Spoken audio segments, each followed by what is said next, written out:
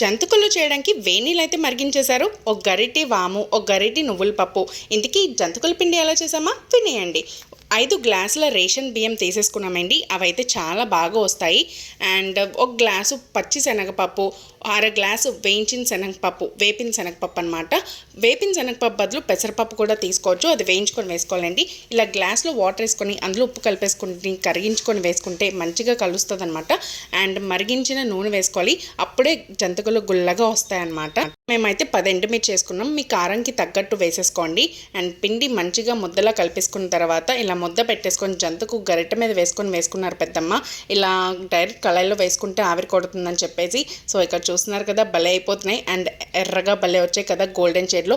So ఇలా మంచిగా వేయించుకేసుకుంటే సూపర్గా వస్తాయి. ఇక్కడ చూడండి, నేను మీకు విరిపించి చూపిస్తున్నాను. సో మంచిగా అయిపోయి కదా, గుల్లగా వచ్చాయి కదా. నచ్చిందా? యాస్టిస్ ఫాలో అయిపోండి, ఛానల్ని సబ్స్క్రైబ్ చేసేయండి.